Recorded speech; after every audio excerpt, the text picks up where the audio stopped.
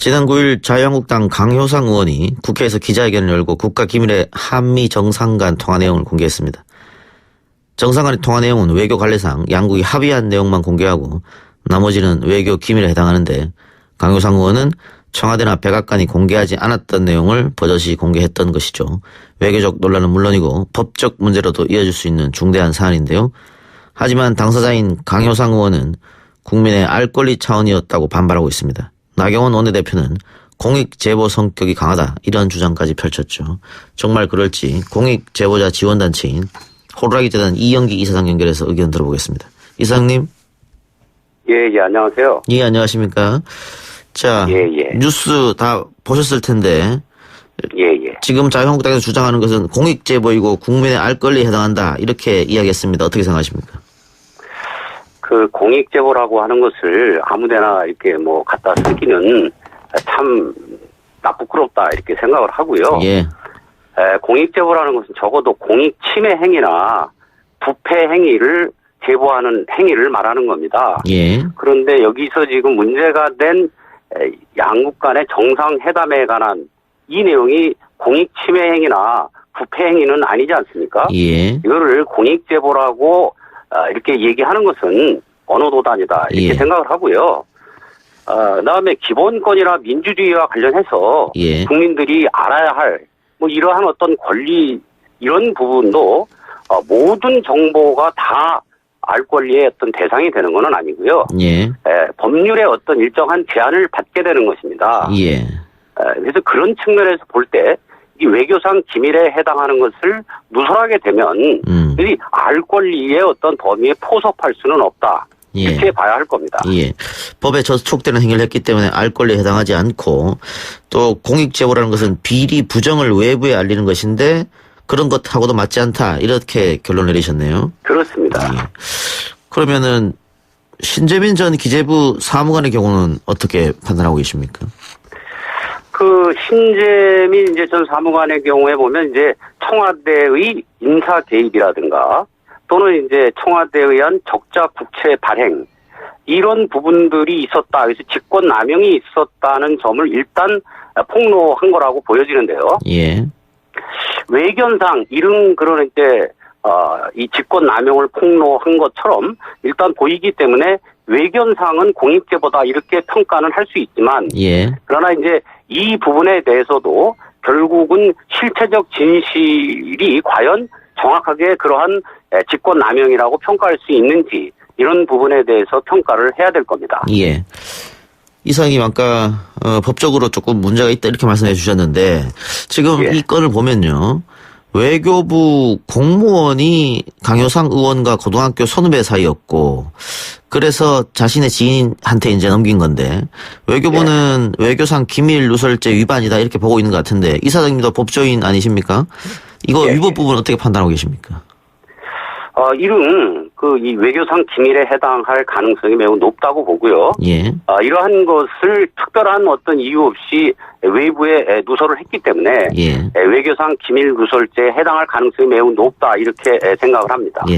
일단 한미 정상 간의 통화 내용은 기밀이다 이렇게 보고 계시고 그거를 밖으로 알렸기 때문에 이거는 외교기밀 누설죄가 성립된다 이렇게 생각하시는 것 같은데 조정 요건에 해당합니다. 형법상 외교기밀 누설죄 형량은 어떻게 되죠?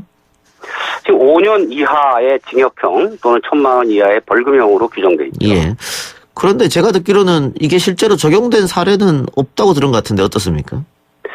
실제로 그 공무원들이 외교상 기밀이나 국가상 기밀을 그렇게 쉽게 누설하는 경우는 없기 때문에 이게 사실은 이 형사 처벌까지 되는 이런 사례는 극히 드문 경우라고 할 수 있겠죠. 그러면은 일단은 지금 정부에서 강력 대응을 하겠다고 했기 때문에 누설자는 법적 조치를 받을 것으로 보이는데 이 수집자 그러니까 강효상 의원은 어떻게 되는 거죠?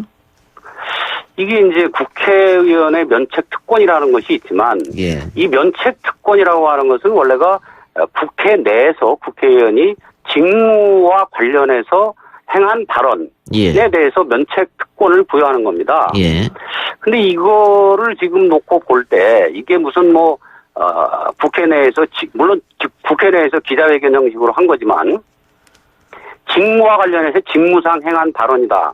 이렇게 평가하기는 좀 어렵지 않은가. 예. 따라서 이 부분에서 면책 특권이 적용되기가 쉽지 않다. 이렇게 봅니다. 예. 그러니까 면책 특권은 국회의원이 국회에서 자신의 직무와 관련된 발언을 했을 때만 해당되는데 여기는 그게 해당 안 된다 이 말씀이죠. 직무와 관련됐다고 보기는 어려운 거죠. 네. 예. 자, 자신의 지역구가 포함된 미공개 택지 정보 누설한 민주당 신창현 의원은 공무상 비밀 누설 혐의로 검찰 조사를 받고 있는데 이 사안과 그 사안 차이가 좀 있습니까?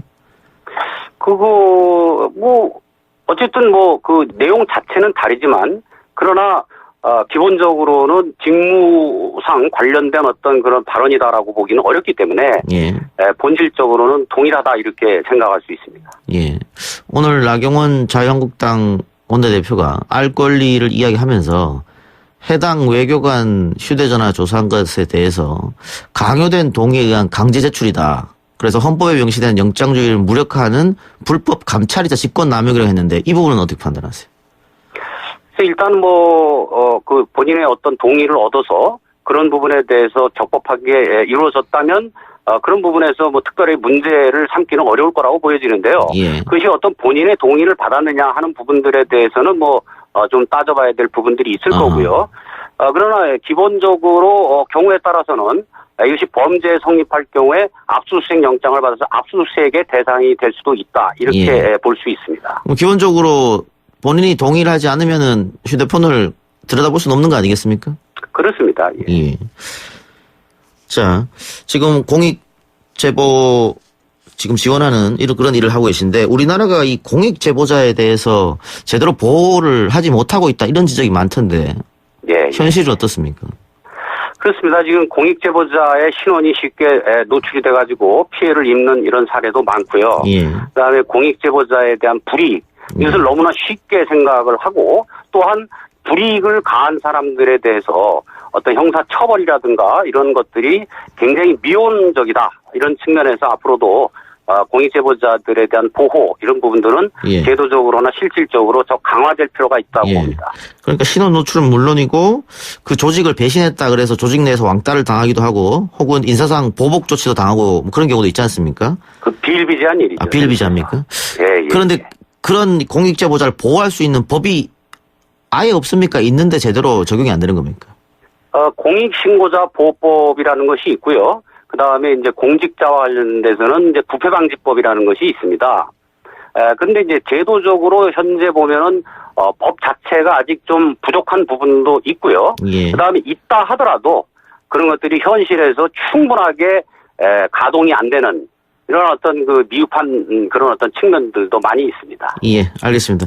이상님, 이번 강효상 의원 건에 대해서 혹시 더 하시고 싶은 말씀 있으면 하시기 바랍니다.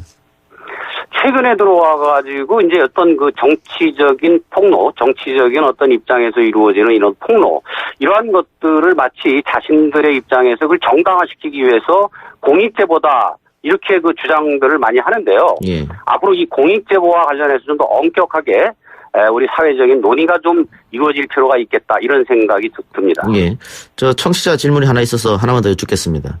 예. 예, 보이는 라디오에서 작가주님께서 기밀 누설죄랑 간첩죄랑 다른 점이 뭡니까? 이런 질문을 해주셨습니다. 간첩죄라는 것은 이제 적국을 위한 간첩행위. 예, 이것을 이제 간첩죄라고 하는 거고요. 외교상 기밀 누설죄는 이제 적국하고 상관없이 외교상 기밀을 누설할 때 성립되는 범죄죠. 알겠습니다. 이상님 오늘 인터뷰 감사합니다. 예, 감사합니다. 예, 지금까지 공익제보자 지원단체인 호루라기재단 이영기 이사장이었습니다.